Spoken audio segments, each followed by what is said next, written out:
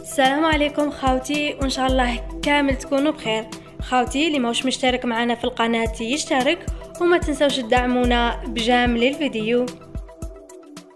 المغرب يتقدم بطلب رسمي للانضمام إلى مجموعة بريكس بعد طلب الجزائر.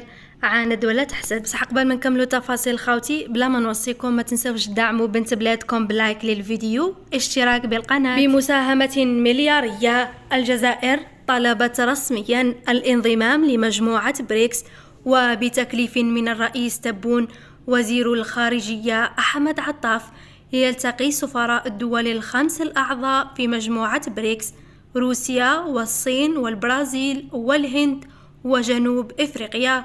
ليخرج أمس خبر المغرب يتقدم بطلب رسمي للانضمام إلى مجموعة بريكس، ليرد الإعلامي الجزائري قادة بن عمار مغردا على طلب المغرب عاند ولا تحسد. فما رأيكم أنتم؟